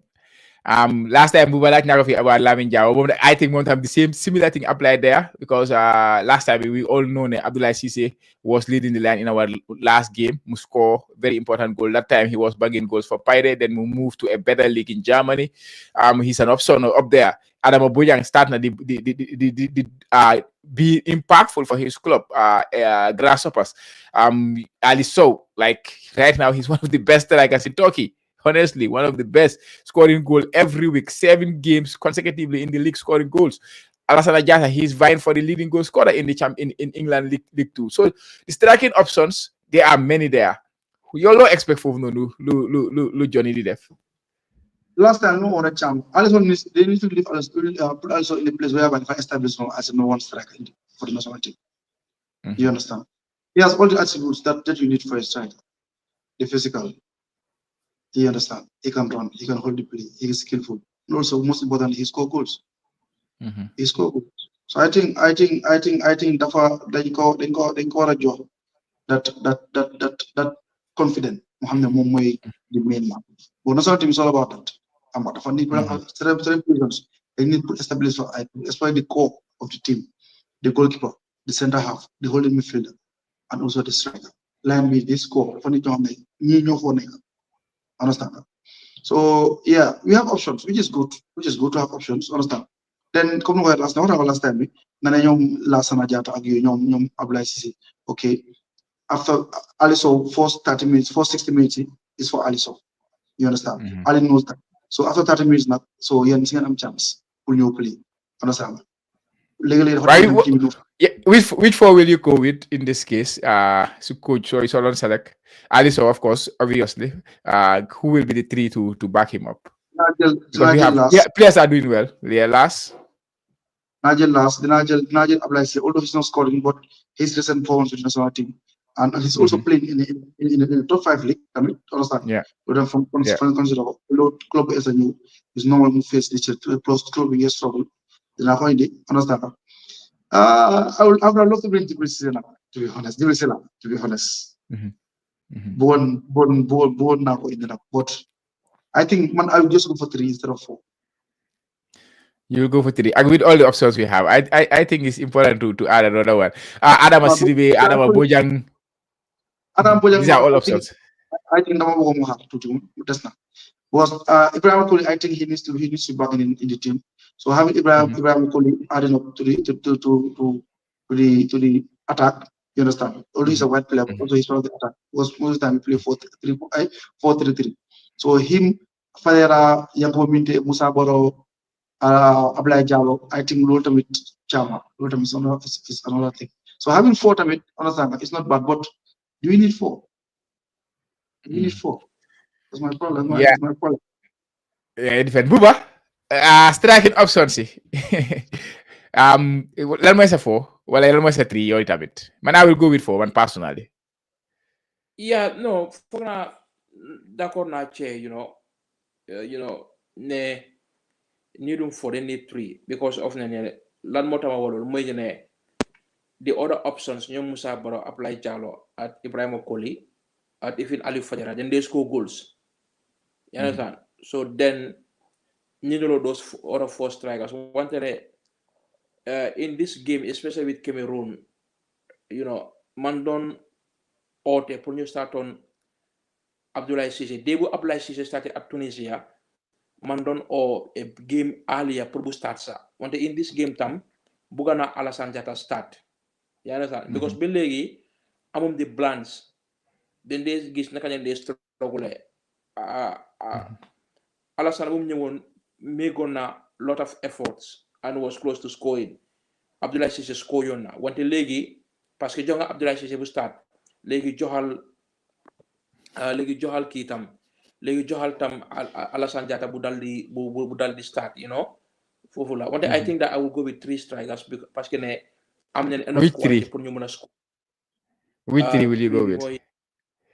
Ok kon léegi dafa difficult because Ali Sow mu fa Ali Sow Abdoulaye Ceesay war ko bi sax na teere biir Sweden non loolu sax na xam ne moo dee teel a jóg Ali Sow Abdoulaye Ceesay ak Alassane Jatta waaw ñette yooyu Ali Sow Abdoulaye Ceesay and Alassane Jatta yeah man I will stretch it and add 4 there I think because of lu ñu nekk di séntu si players like Adama Bojang I think even su fekkee du play sax like he's a long term future for the national team it's basically lu Cee waxoon earlier going with 4 does not mean ne 4 yëpp dañoo ñëw play xam nga you can be in the national team setup just like he said with the goalkeeper with the defender you can be around there Adama was there before and he has not been there for a while Adama Sidibe has not been there for a while one of the two I think they had a decent Adama Bojang was nominated for the player of the month for Zurich for Grasshoppers so those kind of things that they deserve recognition xam nga Lamine Jawo tamit is somebody ko xam ne tam is an option but dama foog ne Lamine Jawo national team daf ko xala raw tuuti because of the age bu mu nekka and you cannot build the national team around that but that maybe I'm getting too into the like the age or the category the stage he is in with his career but that's what I feel with him even though he's doing an exceptional stuff fine 4 goals in four games in a row he score for his club Jablanak but I will go with Adama Bojang because I see the future of Gambian football in him so I want him to get used to more get more used to the national team so I will add him there even if he does not play man for me personally yes Buba yaa ngi doon wax dara de non dama la bëggoon a diggalal lekk si Adama Bojang lekk comme ni personnalité tam waxuma moom wante ne am sonne mu ngi look forward to the national team personally like dafa yokka confidence am because like those are the small compliments yi nga bëgg a jëlale si yoon bi the player of the month yaa understand hat trick so léegi lii xew ñi da ngaa gis ne ok liggéey bu nga xam ne yaa ngi si ko am is paying dividends you understand wante su fekkee ne oyum ko lekk wante it's not a yardstick tam pour ñu oo ko maa ngi wañ a just personally moom lu nekk si boppam bi mentality moom like suñ ko ooyee lekk dafa gën a gëm ne lu ma liggéey man si right track and it will just dina ko gën a push lot of places mais peut-être am d'accord na at sa theory bi because then war a hold that factor yan players ñooy doon national team bi nekku ne sax yan players ñooy doon national team bi wante yan players ñooy play national team bi in next 5 years so ñooñu is leen bi léegi yeah definitely and final one Buba bi foog ñu laal ko foofu la ñëw tëjee tey duñ dem too much deep into the foreign based players wala si league bi because suñu waaji space dem na but bii foog ñu laal ko bii we need to spend time and talk about this one Yankuba Minteh nomination for the Premier League Player of the Month. He is vying for the for the Player of the Month against Beto at Everton, Mateta, Mohamed Salah, Spence, and Soboslai. These are the 6 players vying for the Premier League Player of the Month. Yankuba Minteh being the first Gambian player to be nominated for the Premier League Player of the Month. Of course, we know breaking a lot of records in the Premier League as a Gambian. He's the all-time because we don't have, to be honest. So it's easy to like. I wouldn't easy is a wrong word to use. It's not so difficult to break a record as a Gambian in the Premier League because we have not had Gambians, grace the Premier League. So if you are a Senegalese right now, we're going to break record. You have to look at Sadio Mane. He's 100 and something goals. You have to do a lot to break it because many Senegalese have passed there. So it's just the level where we are at the moment. But breaking a record, you better see Premier League be all-time goal scorer, all-time assist maker in the Premier League, and now the first Gambian to be nominated for the Premier League Player of the Month, which is huge. Like, your book is a news, Bini. Were you surprised about it? Or I will go with Chair first. Were you surprised about the news? Or were you like, yeah, he should be there? Chama, what there was Chama, young community. The surprise more play also top football top level top team like the United, the Barcelona, the Real Madrid, the Liverpools, the Arsenals, the Chelsea, the Man City, the Bayern. Still my surprise. Chama, you na ko do legi. You community you bola mo neka professional. I trust this kid because like he's a modern day footballer. He has all the attributes that a modern day coach wants. You understand? He can score goal, he can dribble, he can press. And most importantly, he defends. He's a typical player. He works hard. You understand? The only thing like because he's young way, the consistency. That's what he needs to work on. You understand? Consistency in all aspects of his game. Because on our attributes on the table. What he needs to do week in, week out to be at the level to be at the level which is from level inside of Madak, because that's the only way to a top team. Him not going there, Moma Jahal. Very probably next team. If he's more established, Mujal Sinuel, a good person. Chama, Omola nominated best player. See, you play of the Monday. Dafa compete, dafa jël best player, I play of the month, not them bokk ci PFA play of the season. Then this season, he has the possibility, he has the chance to be PFA young player of the season. Young player of the season, yeah, definitely. Yeah, the surprise when it comes to going forward in football. No. No, I know you're coming there from you, so I know very well. Well, he has long history with the kid. Longest history with the kid since we play for la. I bank up la one, right? Interbank la one. Tournament la one buba. Bolon right first thing. School football la one, right? Yeah, now seeing him here, Buba. Go ahead. No, come lead the most surprise. The nomination is just like the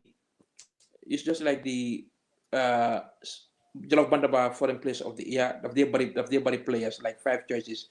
Hadn't been 3 choices, didn't stand a chance for Budal to win. One thing, win ko nyaka win ko. Lulu is not important. Legin, you understand?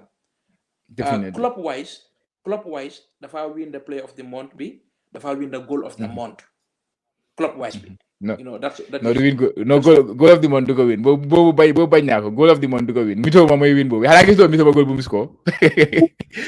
Boom de watch no. Bo may goal of the month. Bo mo even Premier League bisa bo may win goal of the month. Watch it for you. IGB. Wow. Chelsea. Wow, yo, as a team la ko score sa. Mo da ko fate, team am la ko score mo da mu fate. Go one day for the player of the month, dina ko dal jël. Definitely. Like young ko ba coach bi dama wax na ben comment comme ni ko ci waxé like comme ni like do finish product wante mu ngi dimbale team bi wante tam mëna dimbale team bi ci lu bari. Ya no san mu ngi dimbale team bi te mun naa dimbale team bi tam si lu bari kon loolu ko wax na ko ba pare tam I think that this season project bu Brighton am nii like successful na is neen coach bu es is neen player si es wante xoolal seen table bi fu mu nekka seen position fu mu nekka si table bi You understand? Be pare xoolal that quarter final bu nga xam ne gars winoon nañ ko Newcastle, very difficult ground. So léegi nii like léegi nii dañ dee jël ownership, dañ dee feel proud léegi, you know, like démb match bi ñëpp ñu ku nekk mu ngi daw non fu ma nekk ma ngi seetaan ñankoon Minteh. You understand? Be pare the more ñu ko seetaan the more mun noo jox that statistics, even caméra bi sax su ko bàyyi xel démb throughout woo would face Simon Adinga bi sax démb throughout the game. You understand? ay for yan si dañ laa ut si de so I think ne comme ni ma wax si affaire Adama Bojang like these things it gets to you, daf la dee push pour nga challenge, daf la dee push pour nga focus, you know, dina ñëw, you know, and surprisingly mën na ko win wante I think nu ko cee waye woon off the camera foog naa Salah moo ko win wante ne yardstick la pour nga dina push, you understand? Because like dem analyse naa game bi and I think ne am na a very good game comme ni lu ko team bi santa because am na yena so many clearance wala so many blocks yi nga xam ne def na ko fa lu nga xam ne like it was crucial, even nu moo takulay léegi sax because mu fa takul dema say defender Fulham bi Nigerian boobu, you understand, si toj laaj bi noonu si right hand side. So foog naa ne every game is getting matured, you know, because Premier League la yaa ngi amagum maybe 20 xam ñaata appearances compare to ñoom Bruno Fernandes ñaata appearances la gay am, yaa ngi play ñu nga xam ne 250 appearances 300, you understand? So it's a tough environment wante foog naa project bi nga xam ne moom jiite na ko ak coach bi like achieve nen seen dreams and performance yi mu ngi mature compare bu mu gaañu woon o bu mu jógee woon gaañu woon because ñu bari tam xamuntoon ne nii lam doon dal li mel, xam nga, understand? bu mu ñëw woon we don't expect these figures at this performance or muy am that impact. So these are statistics yi nga xam ne these are nominations yi nga xam ne man ku bëgg a nomination la it will go a long way and we are equally proud. Gis na news bi nu ko partage, in fact you see the person boo doon waxee yaa ngi ko Minteh kon Ablaye Jallow nag score na démba nag wax dëgg yàlla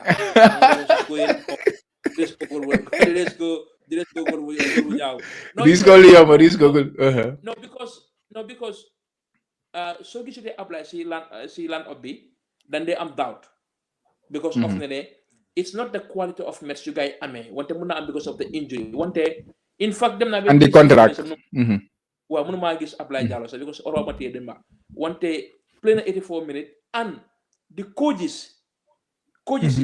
bi the league or the league 2 xam nen lan la quality bu Ablaye am, they know that absolutely, they know that. So lo moo tax ma normal ne si programme yi romon yooyu o si ran up bi ne Ablaye du mën a ñaaka ku ko jinda du ñaaka sutos daal yeah because foog naa moo score first goal bi and it was very crucial comme ni daf dee gëj a score wante su score rek goal la moom su score rek moom xamal ne score na goal and loolu la nga bëgg a daal so foofu laa ko bëgg a tijjee daal Ablaye Jallow score na loolu laa bëgg a yëgal askan bi daal score na waaw yëgal ko askan bi non score na goal jaamaano waaw ma ne no waaye Yankuba like man going towards the week because of I was expecting the Premier League announcing nominees last week Friday I could expect, but last week was an FA Cup weekend, so more they push it until because they could just before the Premier League games are coming.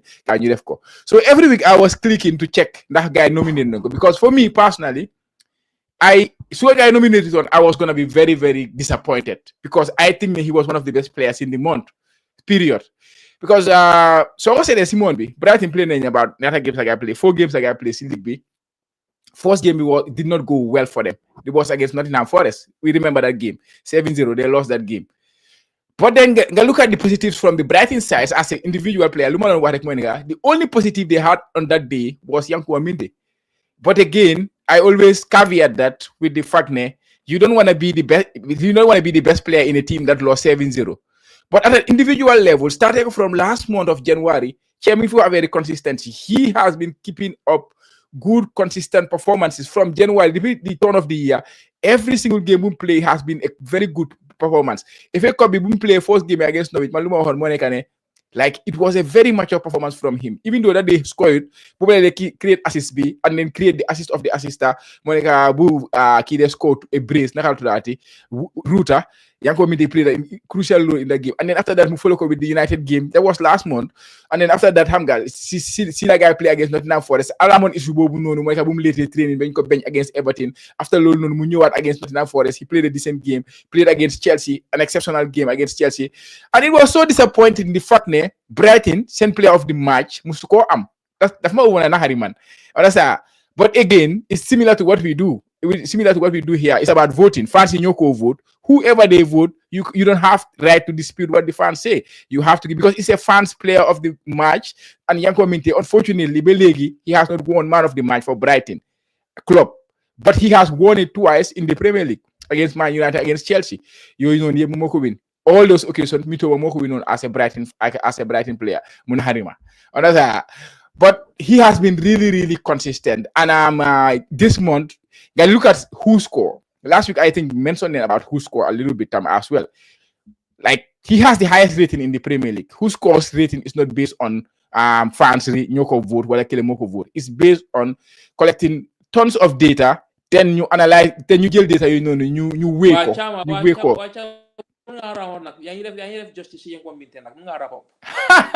Justice. No, not have justice. Everybody could have we'll worry, sir. So we can, as far as we can wrap up. But Agabini was a massive one. Okay. But anyways, let me cut this short. So I was not surprised personally. I was not surprised that he was nominated in the Premier League team of player of the month this month, because his performance that could justify. It's not just based on okay, he's doing well or something. That could justify he was one of the best players in the month. Based on performance, understand? Even though sometimes goals to the corner 1, 2 goals to score. Come like I say, you lost 7-0 and you are the best player, and you are better than some players. You win 7-0. But if you are analyzing as an individual, it's different. Understand? So it was like you say. I don't expect him to win it again. I don't expect him to win it. I think Salah, because of I expect him to win it, but. To see that Yanko Minteh had a better rating than Salah with the month he had, that speaks volume about Yanko Minteh. Only one player in the top 5 leagues in Europe knew over rating. That was Dembele. Only one player in the top 5 league who scored rating. So the boy was exceptional, and hopefully this is the first of many. And hopefully he will win this award someday. And like he said, did not compete for the player of the season. And that's where we expect to see him. You continue. But I think my contract issue play a little bit of a problem in club. We all know Abla Jalo is a as a footballer. So contract with injury, I think but hopefully he will find a better suitor at the end of the season. Do you expect to see him to sign a new contract, Buba? Ablai, do you think that if I talk Mets? No, that depend. That depend. The objective of the club technical director be at one day experience a bit it plays in the cards. Experience a bit because I'm not experience a bit but I'm not quality bit so numuna mel like is a added financial on his side so you offer a new contract one time man nga play in Europe top 5 leagues more again nga dem down in the ladder. You understand?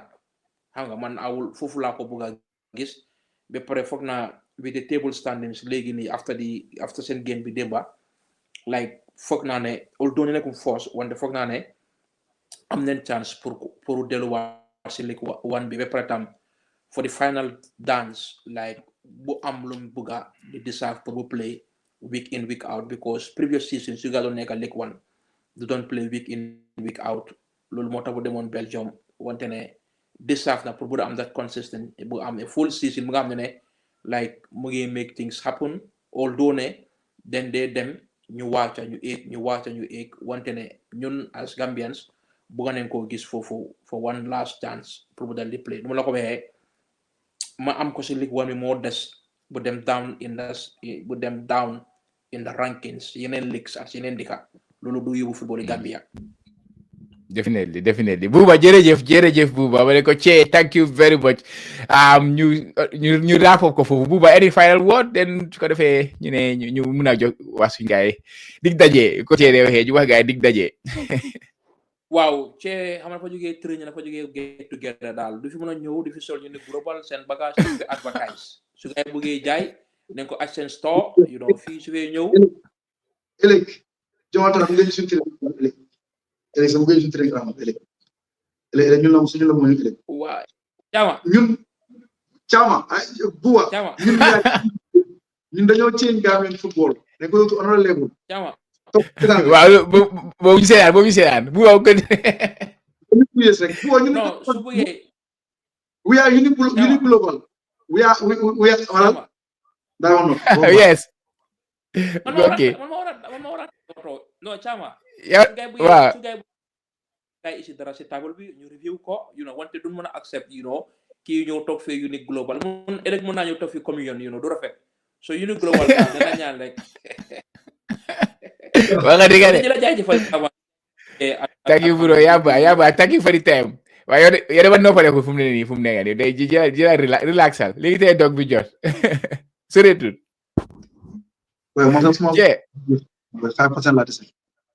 waaw ok yow ca tàggatoo waaw dinañ jot di daje rek ba next week ko di ñaan luñ ci woon mu nekk njëriñ xam nga comme suñ jëmee juumee tam ñoo xam ne rek ay nit lañ xam nga di ñaan rek yàlla yóbbu Gambia football ci kanam dafa ñëpp jaama space xam nga Buba Caama ak man dañoo def nii yëpp xam nga jaamu yàlla la because comme loolu rek la soo yaa tegee daf danga ko jaamu on sax ñun yàlla suñu natoo football mu dara ñoo jox football feeñ instead ñooy njëriñ football ñu njëriñ ñëwoon ci football so li ñu ko def mooy yéen audience yi ngeen am li ngeen bëgg après tamit yéen tamit éditoon ngeen support ñu xam nga support ñu mooy bàyyi subscribing sharing our videos ñu di seetaan suñu videos yi I think loolu rek lañ solo from the audience understand because it takes a lot pour ngeen am li ngeen gis nii xam nga mu ngeen ñëw toog duga Facebook duga YouTube rek gis ngeen toog di seetaan waaye background li ñu dee liggéey ak si fii sacrifice yu ñu dee make pour accès fii def programme bi is very very difficult am so ñu la ñaan pour ngeen support te loolu pour moi bu ya suma gaay bu ko dig daje waa Buba yes mu ne football ko de mu ngi caali de waaw yow yu ko wal ñu la fay KMC jox la contract boy Caam bi ci yow dang bay na xate yow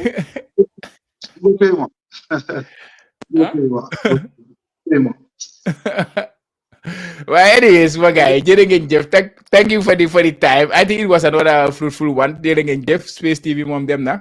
You ko jaajëfal moom itamit for his wonderful analysis and all of you guys. And of course, I'm not you talk déglu ñu from start to finish, almost a couple of hours. So jërë ngeen jëf for watching and bi nañ leen jox dig daje comme ni ko Che waxee ba next week inshallah we'll be back. And maybe during the week I might. I will not say I will, but I might come during the week to look at Coach Jonathan McKinstry's squad announcement. So until then, guys, just watch out on the Jollof Football Bantaba. Don't forget to like, subscribe to the channel on all platforms.